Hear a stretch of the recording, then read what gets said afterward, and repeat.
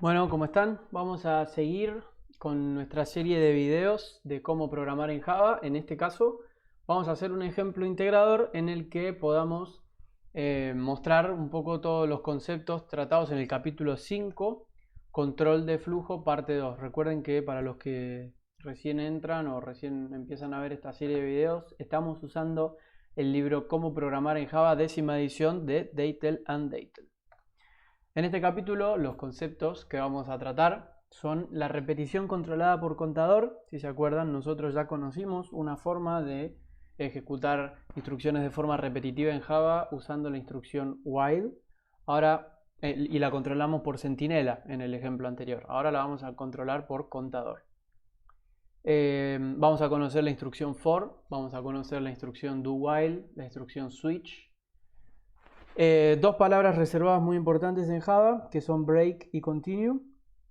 Vamos a hablar un poquito de operadores lógicos, modificadores de acceso static, particularmente el rol que juegan con la clase math, que se usa mucho. Y finalmente, bueno, la instrucción switch. Vamos a empezar.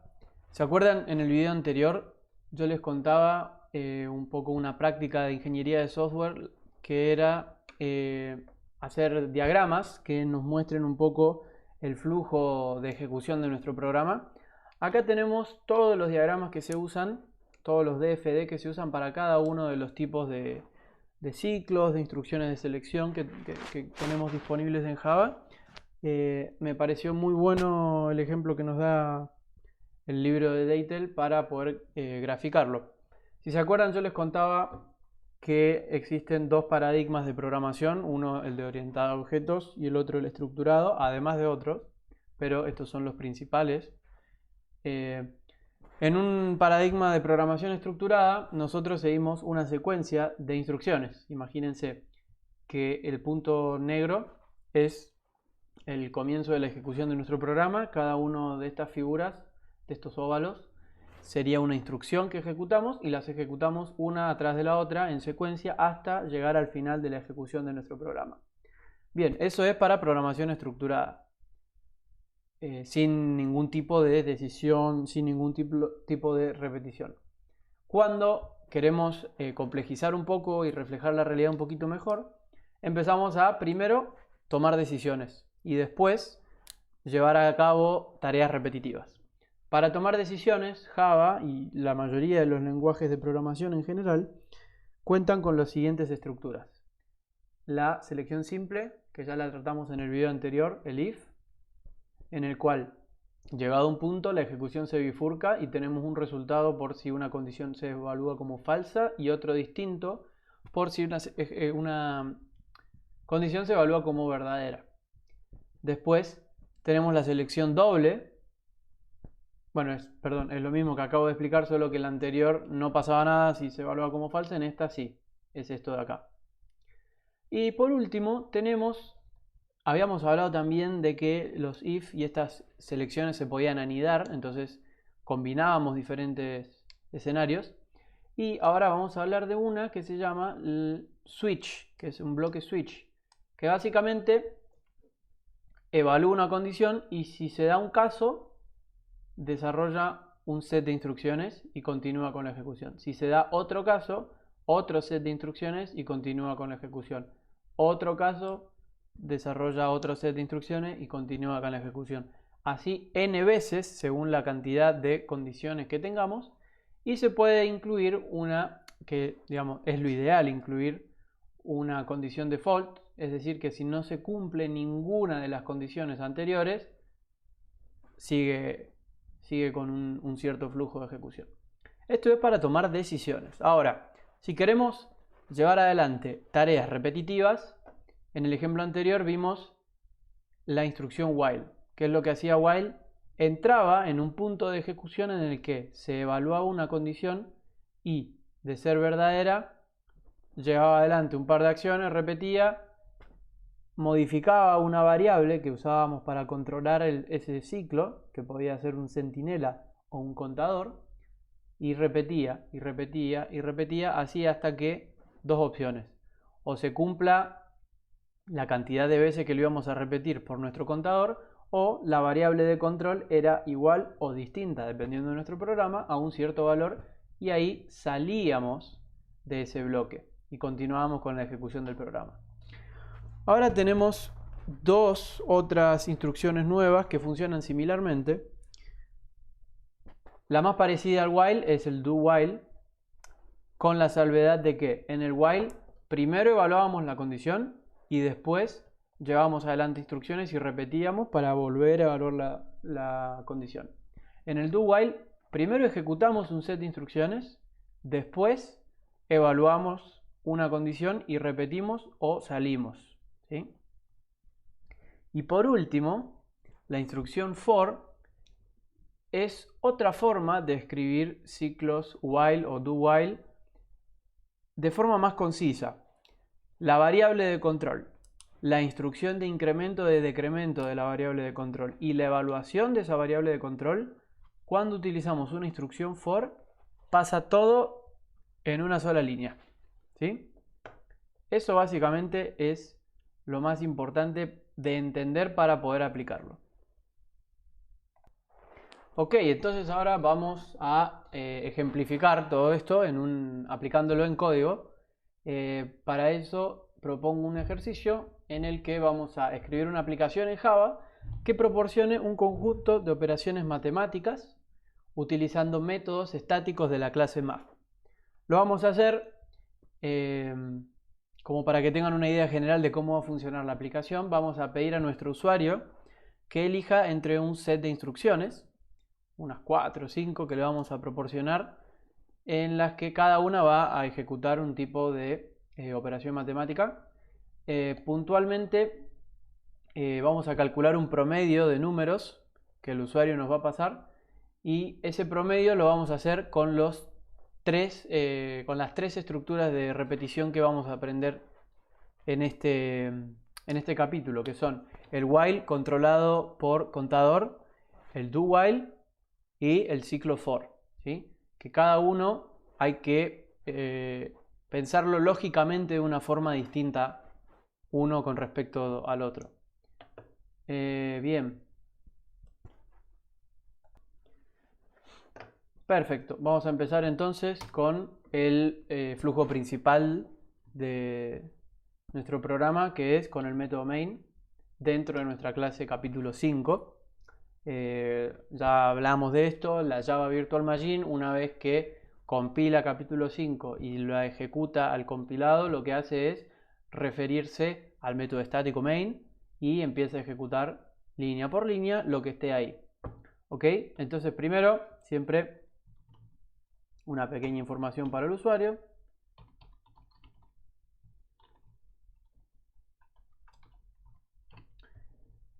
A continuación, elija una operación matemática para realizar. Y vamos a darle opciones.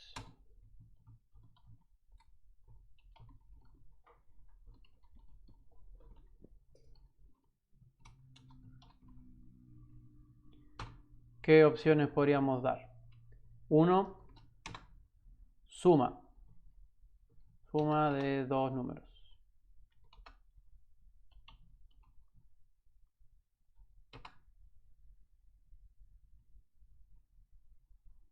¿Qué formato le damos? Bueno, así. 2. La potencia.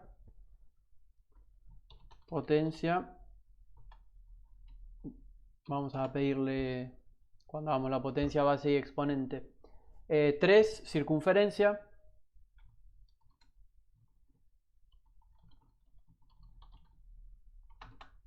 4. Vamos a pedirle promedio de n números.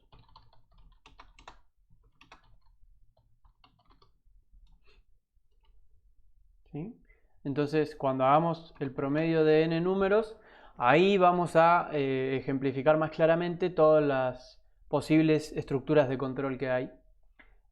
También se acuerdan que en un video anterior yo les dije que la línea esta que hay en la mayoría de los entornos de desarrollo integrado son para fomentar buenas prácticas y hacer que el código sea legible, entonces lo que vamos a hacer directamente es escribir nuestra instrucción en varias líneas. Para eso, si se acuerdan en un video anterior, no me acuerdo bien cuál es, pero hablamos de la concatenación de strings, de cadenas de caracteres. Para eso, como todo lo que va dentro de los paréntesis, una vez que llamamos a la función printline, tiene que ser un string, tenemos que concatenarlo. Entonces yo estoy usando como parámetro este string más este string.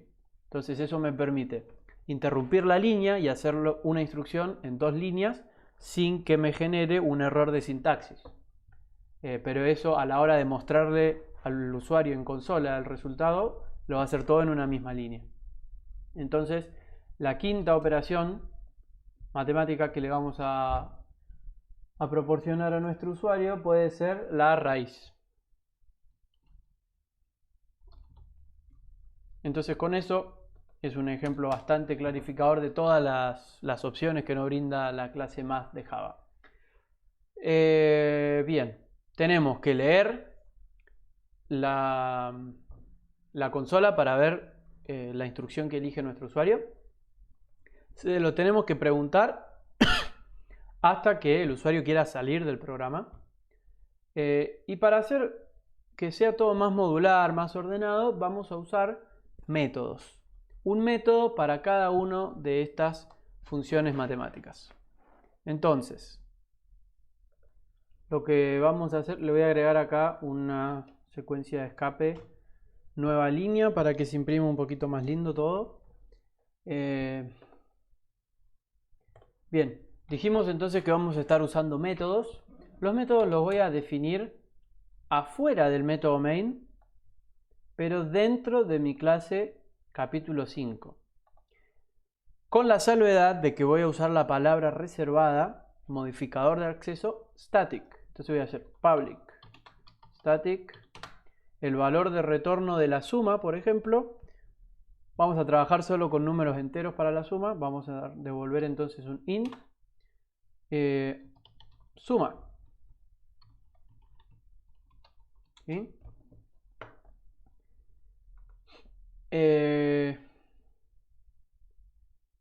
Bien. Al método suma le vamos a pasar entonces 2 parámetros, el entero a, y x, y el entero y, que vamos a sumar, y vamos a devolver la suma de x más y. ¿Sí? Para que vean cómo funciona esto. ¿Por qué usé la palabra clase estática? Para no tener que instanciar la clase capítulo 5. Si yo no hubiera usado la palabra reservada static, yo tendría que haber creado un objeto, es decir, instanciado la clase capítulo 5 como capítulo 5 class my instance, por ejemplo, y utilizado el constructor y todo lo que expliqué en el video anterior, ¿sí? Para evitarnos esos problemas, yo ahora puedo llamar al método addition de forma directa, ¿ven? Y el resultado lo imprimo. System out println addition. ¿Sí? Entonces ahora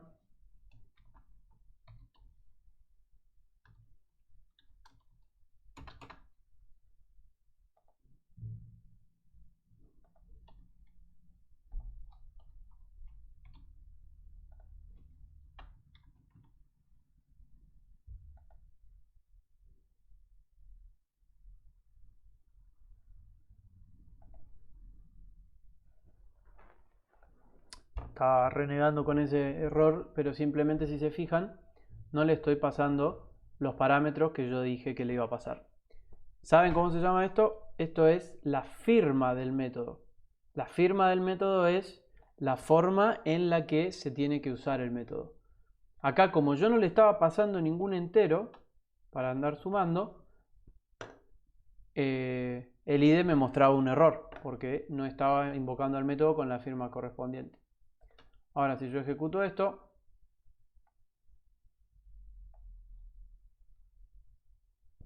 voy a ver, a continuación elijo una operación matemática, esto es mi instructivo, y acá yo estoy imprimiendo el valor de la invocación al método estático addition, suma. ¿Ok? Vamos a hacer un método para cada una de las operaciones aritméticas que yo le propongo al usuario. Ok, el método suma, bastante simple. Vamos a usar ahora el método potencia. De nuevo lo definimos como método estático. Y la potencia vamos a devolver un número double. Si se acuerdan, antes hablamos de tipos primitivos que teníamos string, enteros, números decimales. Bueno, números decimales hay dos tipos primitivos para trabajar con números decimales en Java. El float y el double. El double tiene doble precisión, son números más precisos que se usan, o sea, se justifica usarlos cuando es necesario que matemáticamente nuestra aplicación sea muy específica, pero generalmente con float está bien. Yo lo uso ahora para que conozcan este tipo primitivo. Entonces vamos a usar double como valor de retorno del método power.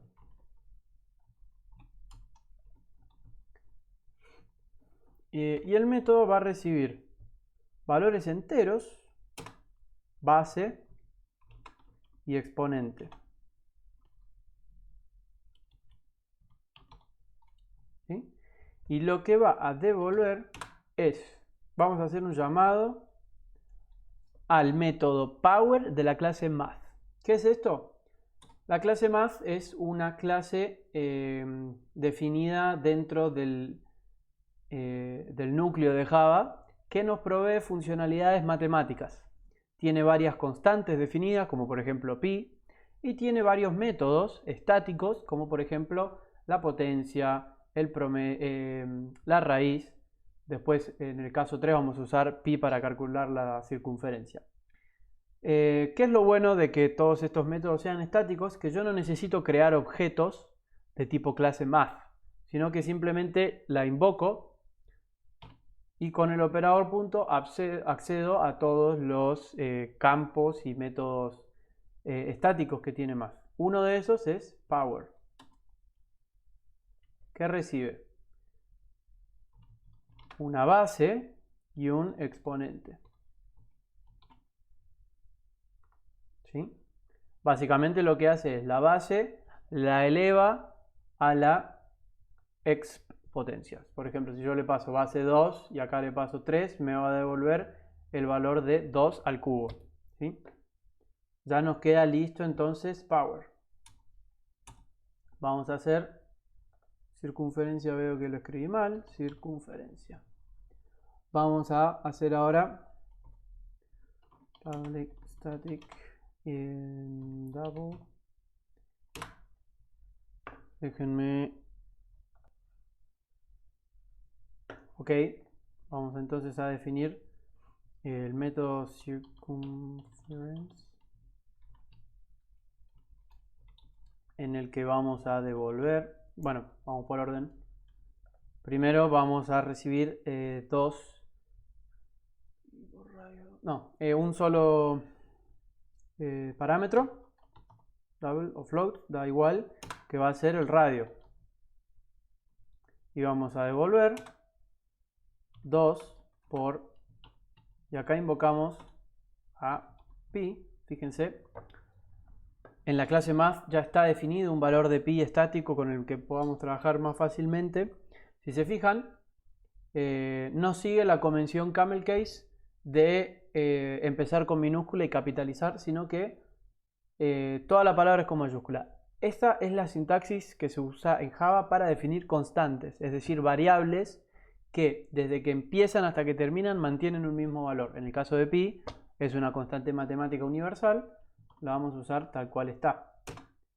Entonces circunferencia 2pi por radio.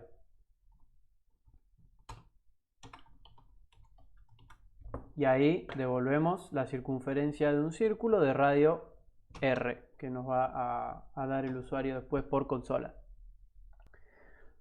Acá no voy a seguir el orden, sino que voy a definir el quinto método, que es la raíz, porque el cuarto, que es el promedio de n números, como dijimos que vamos a usar las tres estructuras de control, quiero verlo en más detalle después. Entonces vamos a definir entonces otro método estático con valor de retorno double, que se llame roots, square roots en realidad, sq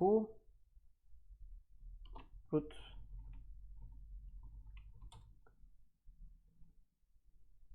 Va a devolverme la raíz cuadrada del parámetro que yo le pase al método. De un número, vamos a recibir un número entero.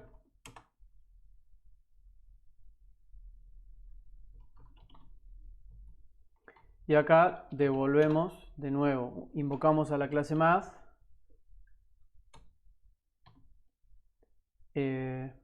método square roots. Fíjense cómo reutilizando en verdad las funcionalidades provistas por la clase math, hicimos el desarrollo mucho más simple, mucho más claro, mucho más conciso y lo más importante, sin errores. Porque quizás si yo me hubiera puesto a calcular, por ejemplo, la potencia de números que no son tan simples como 2 al cubo, podría haber inducido algún error. Lo mismo para la circunferencia. Si yo hubiera usado otro valor de pi, quizá errores mínimos. Lo mismo para la raíz cuadrada de un número y así. La idea en Java es esa. Es un lenguaje orientado a objetos que es modularizable y la idea de modularizar nuestros programas es primero que podamos reutilizar clases, librerías que haya escrito otro programador y que ya estén probadas. Entonces así tenemos menos errores. Y segundo, que podamos, si hay algo que no existe y nosotros se lo podemos brindar a la comunidad, hacer que sea fácil de utilizar por la comunidad. Esa es la idea de la modularización de un programa. ¿Ok? Nos falta entonces definir el último método estático de operaciones matemáticas que le vamos a proponer a nuestro usuario, el promedio. Y este lo vamos a hacer de forma manual. ¿Sí? Acá hay varios caminos. Si en la firma de nuestro método no le pasamos parámetros, ¿sí? El usuario tiene que entrar y entrar y entrar y entrar valores hasta que no quiera más. O si de antemano ya sabe el promedio, la cantidad de valores que va a ingresar, hay que seguir otro camino. Vamos por el caso en el que nuestro usuario no define una cantidad de números para los cuales calcular el promedio. Ok, para empezar, como siempre que queramos leer información de nuestro usuario, hay que importar. Vamos a hacerlo en una línea aparte.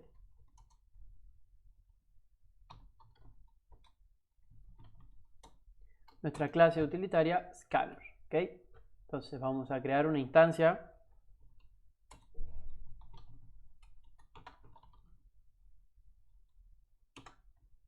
No, esto vamos a hacerlo.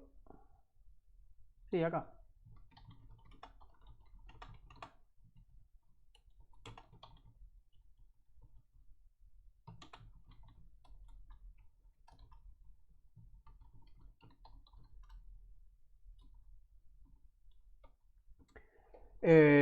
Y el valor que leemos de scanner lo vamos a guardar en una variable que va a ser de tipo entero por ahora. Número. Va a ser el número que leemos del usuario, ¿sí? Bien.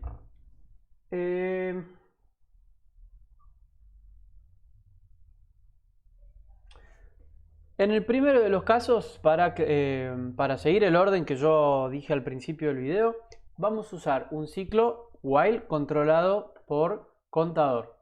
Entonces, primero, el usuario tiene que tener en claro cuántos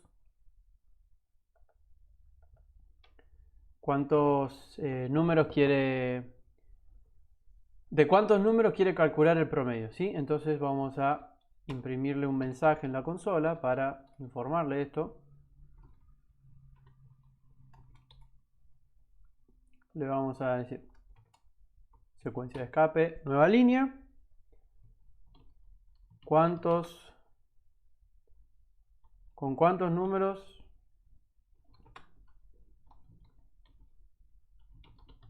Bueno, vamos a trabajar. Y enseguida leo. ¿Cómo leo? Como venimos haciendo siempre, le asigno a la variable entera number el valor. Mejor vamos a llamarla contador. El valor que le demos por input, que va a ser un entero, dijimos. ¿Sí? Entonces, bien, si el usuario quiere trabajar con 10 números, counter va a pasar a tener un valor de 10. Para evitar problemas, vamos a partir de esto, ¿sí? Entonces vamos a utilizar una instrucción while. Acaba la condición y este es el cuerpo, ¿sí? ¿Cómo sería esto? ¿Qué es lo que hay que evaluar? Que counter, ¿sí? Vamos a utilizar un contador decremental en este caso. Que counter, ¿sí? Sea mayor a 0. Cuando counter sea 0, ahí interrumpimos nuestro ciclo.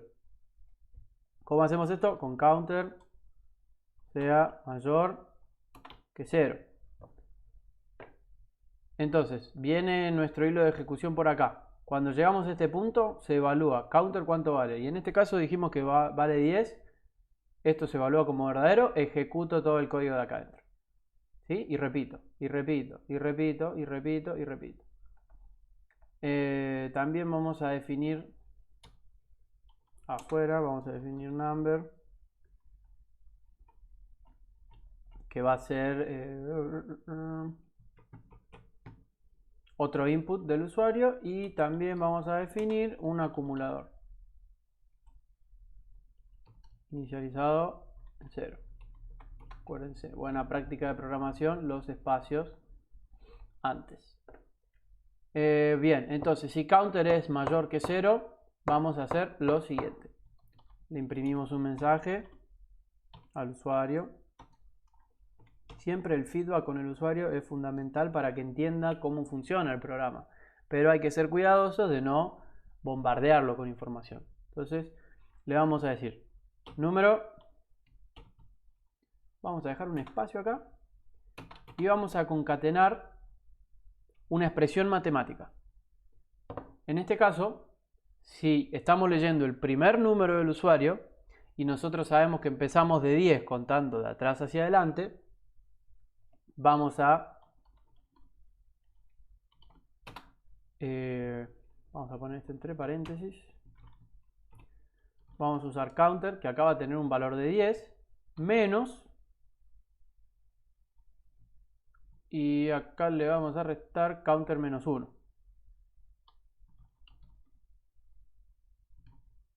¿Ok? No, a ver. Bien. Imprimimos, pedimos al usuario y almacenamos el valor ingresado por el usuario en number. Input, next, int.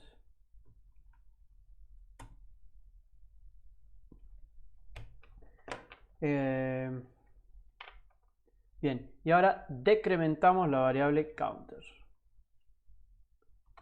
¿Cómo hacemos esto? Con el operador menos menos. Entonces, cuando terminemos de ejecutar esto, counter, si entró valiendo 10, por ejemplo, va a valer 9. Volvemos a repetir una iteración más del ciclo. ¿Counter es mayor a 0? Sí. Ejecutamos, pedimos al usuario, almacenamos en number, y etcétera, etcétera, etcétera. Bueno, una cosa importante que hay que hacer es el valor que nos da el usuario, sumarlo en el acumulador. Todo con el operador compuesto más igual, le sumamos el valor de number. ¿Sí? Y así hasta que counter se haga 0. ¿Sí? Cuando counter se hace 0, salimos del ciclo y lo que hacemos es calcular el promedio. Y esto lo hacemos devolviendo una división. En este caso vamos a hacer una promoción, ¿sí?, explícita de lo acumulado dividido la cantidad de números que vamos a usar.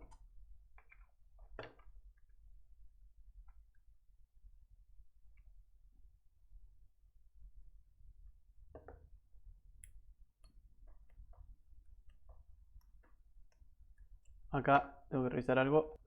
Bien, aparentemente no es casteable un entero a DAO. Bien, con eso queda lista entonces nuestro método average, en el que preguntamos al usuario si ya sabe con cuántos números quiere trabajar y de cuántos números quiere calcular el promedio. Acá tenemos un par de warnings de nuestro IDE, que no hay problema. Ok, entonces el siguiente paso es, dentro de nuestro programa principal, vamos a borrar esto que ya nos quedó viejo, preguntarle al usuario cuál es la ejecución que quiere, cuál es la operación matemática que quiere. Y eso lo vamos a hacer con la instrucción switch, que yo les conté que es una forma de anidar muchos if. Entonces vamos a invocar a scanner para crear una variable input en la cual el usuario ingrese sus datos.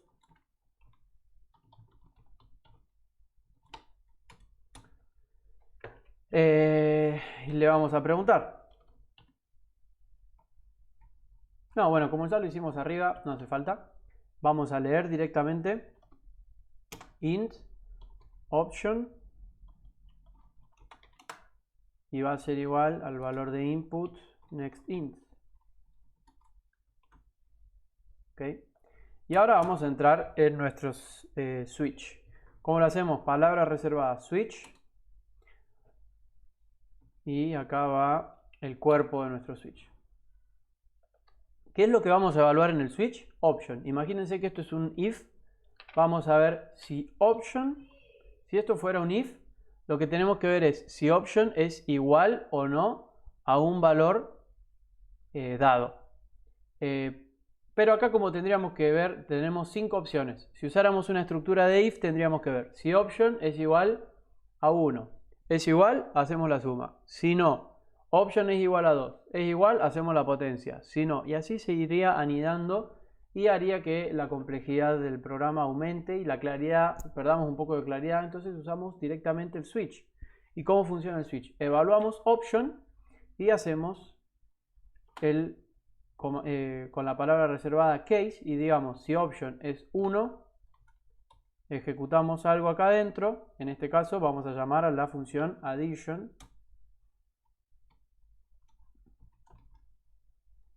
Vamos a pasarle, vamos a hacerlo con dos números, la suma de, por ejemplo, de 10 más 30, para no andar pidiendo al usuario tanto y que no se haga tan largo el ejemplo, porque perdemos ahí claridad. Y lo que hay que poner, vamos a hacer la suma, entonces dijimos de 10 y 30. Y lo que hay que poner cuando estamos en una instrucción switch es otra palabra reservada dentro de cada case, que es la palabra break. Ahora les explico bien para qué es.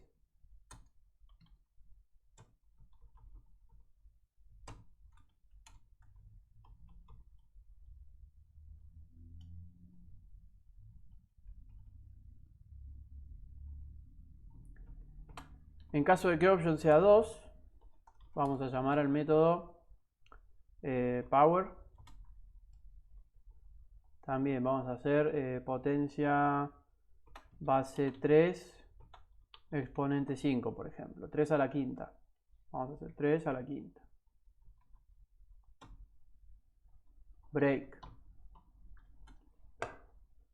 Algo que no presté atención.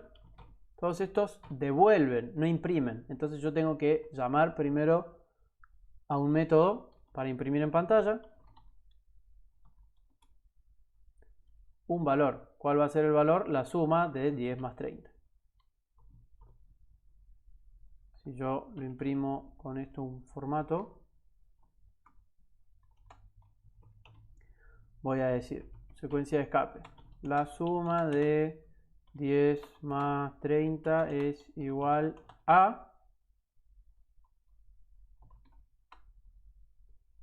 Y voy a utilizar el especificador de formato acá.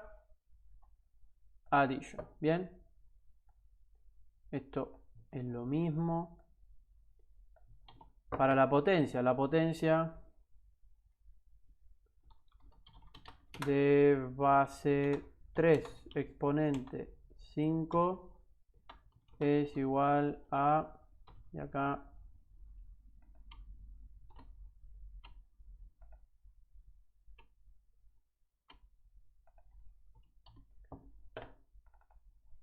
solamente que en vez de addition vamos a llamar a power en base 3 exponente 5.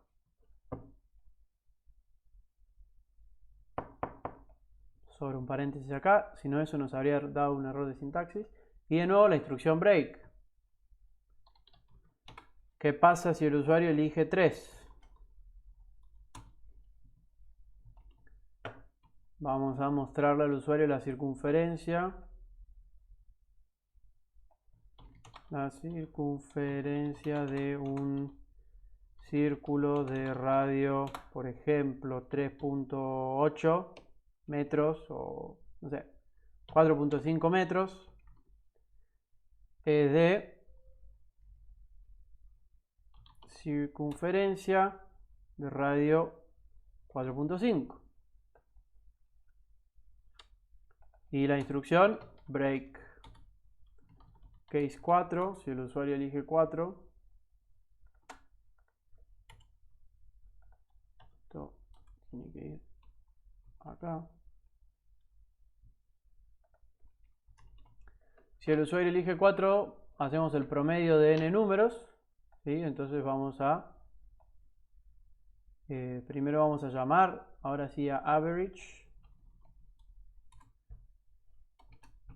Guardamos el valor de retorno de average en una variable que vamos a declarar afuera.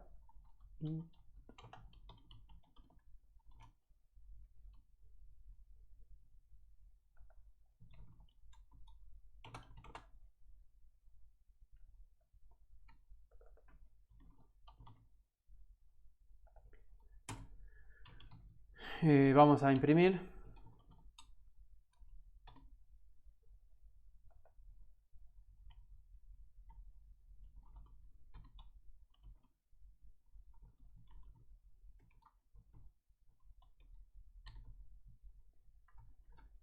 Secuencia de escape.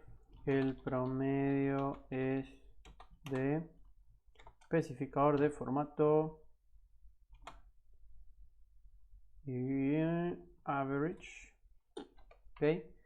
Si el usuario elige 5, perdón, vamos a mostrar la raíz.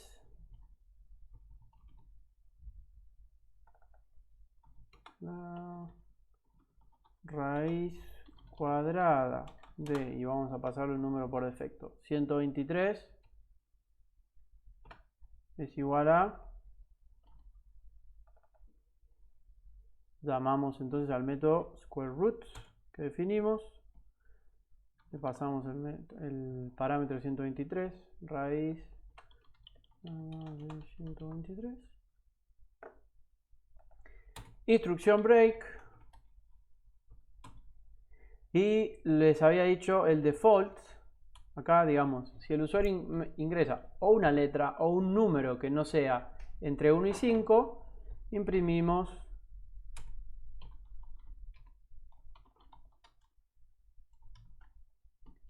opción incorrecta. Break. Ok, les explico para qué sirve la palabra reservada break. La palabra reservada break justamente rompe con un hilo de ejecución dentro de un bloque. break se puede usar dentro de un if, se puede usar dentro de un switch, dentro de un while, dentro de un do while, dentro de un for. ¿Para qué la usamos específicamente en el caso del switch? Porque si yo no la uso a break, option, la voy a evaluar y si es 1, ejecuto lo que dice en 1, ejecuto después lo que dicen 2, ejecuto lo que dicen 3, ejecuto lo que... Si no le pongo un break, por ejemplo acá, miren, habría tenido ese problema. En cambio, si yo le pongo el break, evalúa cuánto es option. Si es 1, ejecuta esto y sale de este bloque de acá. Por ejemplo, si option es 4, se va al caso 4, ejecuta todo lo que pasa en 4 y sale del switch. Y continúa a partir de acá. ¿Ah? Pero bien, ahora ya tenemos entonces nuestro programa que le pide al usuario que elija una opción entre 1 y 5 y le provee una serie de operaciones matemáticas. Vamos a ejecutarlo.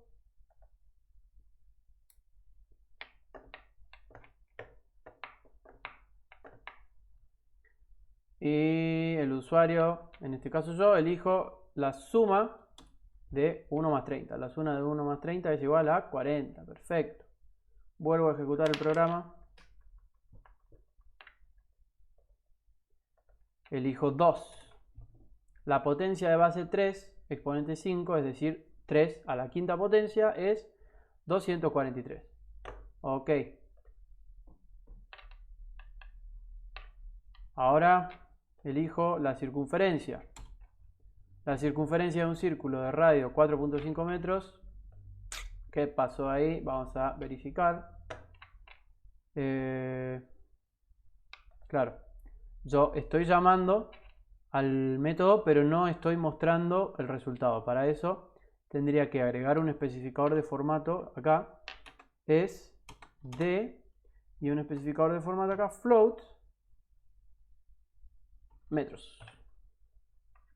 Ahora sí, ejecutamos, elegimos la opción 3 y vamos a ver cuánto es la circunferencia de un círculo de radio 4.5, 28,27434 metros. Si yo le hubiera puesto .2f me mostraba 2 decimales. Y por último, lo puse en otro lado. Bueno, no importa. Por último, vamos a ejecutar ahora la raíz cuadrada.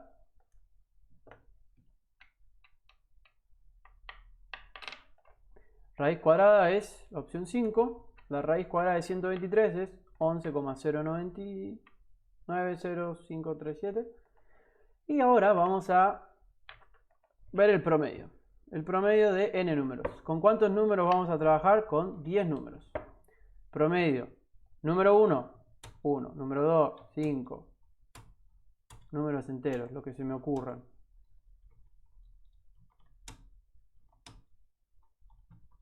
¿10 números?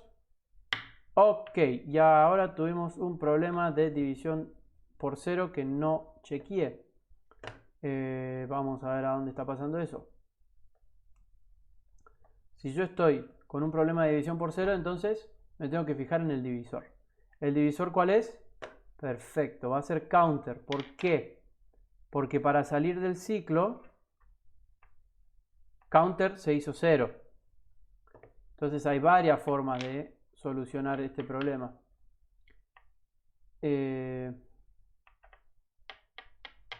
Vamos a usar esta variable sustituta acá, counter 2, y solucionamos ese problema. Eso se llama una variable auxiliar.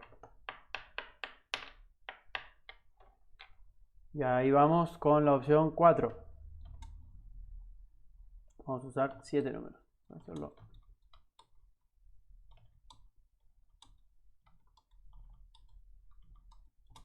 Y el promedio es ese.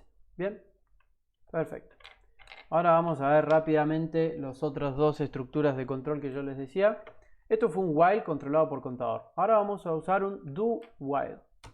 ¿Cómo es la sintaxis? Hacemos do, algo, while, condición. ¿Ok? Entonces, do, vamos a entrar acá.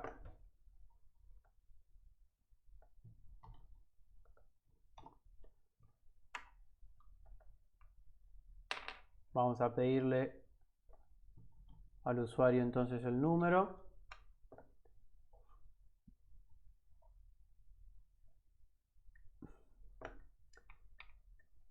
Bien. En este caso, el usuario no sabe con cuántos números va a trabajar, por ejemplo. Entonces, este primer chequeo no lo hago. Borro todo esto. Entonces yo ya entro, ¿no?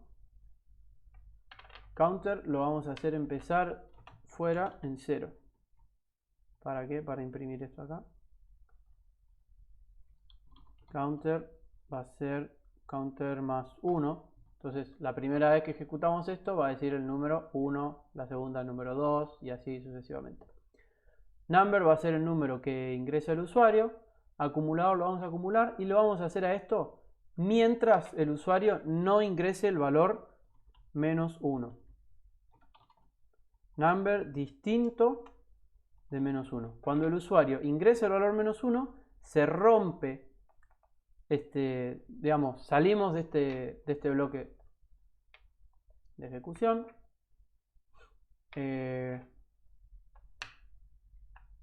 Ok, counter más 1 y hay que acumular el counter. Hay que incrementar el counter. Counter más. Porque acá entramos y es 0. Una vez que ejecutamos toda la aritmética, counter se hace 1. En la próxima entramos siendo 1. Ejecutamos la aritmética, se hace 2 y así sucesivamente. No vamos a tener problema acá de división por 0. Y si se fijan, ahora yo le doy al usuario la libertad de que él no sepa con cuántos números va a trabajar de entrada. Que él haga lo que quiera, todas las veces que quiera, y cuando se decida dejar de trabajar con números, aprieta menos 1. Entonces llamamos al 4, número 1, 12. Pim, pim, pim, pim, pim, pim, pim. Me cansé de ingresar números, menos 1. Rompo el hilo de ejecución y ahí me voy. Y usando una estructura de control for, yo lo que debería haber hecho es, como estaba antes, digamos, preguntándole al usuario con cuántos iba a trabajar, por ejemplo, con cuántos números vamos a trabajar. Eso va a ser counter. Counter menos 2, esto no más que nada es para imprimir. Lo que tendríamos que haber hecho es, con la instrucción for que tiene esta sintaxis, dijimos que la instrucción for concentraba la inicialización de la variable de control, el aumento y el chequeo dentro de una misma línea. Entonces vamos a usar un int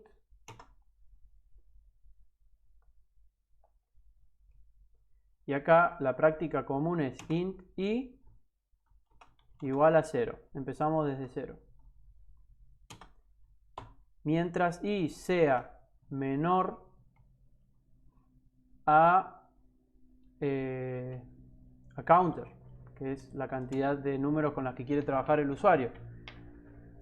Y una vez que completamos cada iteración, ahí la aumentamos en 1. ¿Sí? Entonces empezamos y le decimos al usuario, ¿cuál es el número con el que vas a trabajar ahora? Y acá imprimimos i más 1. Empezamos en 0, iteramos 1, 2, 3 y así.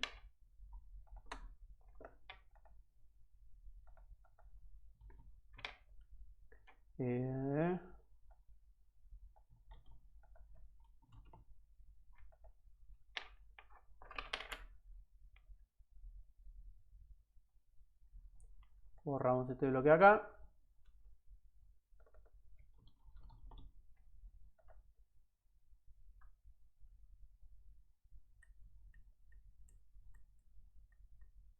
Me faltó la llave para cerrar el for, si no hubiera tenido un error de sintaxis. Y lo ejecuto y el resultado es el mismo, ¿no? Pero son diferentes formas de implementarlo que nos pueden servir para diferentes situaciones. Promedio de 5 números, 1, 1, 1, 1, 1. El promedio es 1. Y ahí demostramos todos los ciclos de repetición.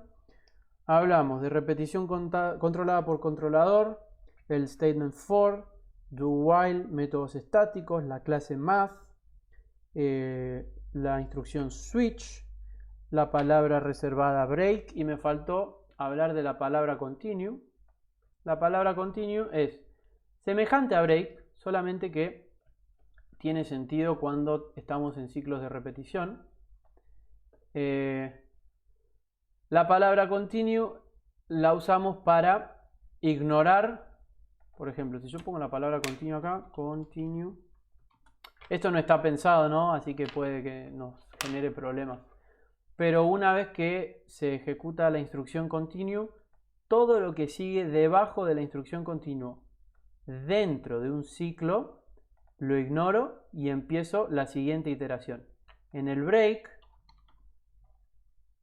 después de ejecutar esta instrucción, salgo del ciclo. Esa es la diferencia principal entre continue y break. Break rompe el hilo de ejecución. Continue ignora todo lo que está debajo dentro de un bloque y continúa con la siguiente iteración. ¿Ok? Bien, hasta ahí entonces sería el video para el capítulo 5. Ahora seguimos después con capítulos 6 y 7 y ya estamos para esta primera entrega.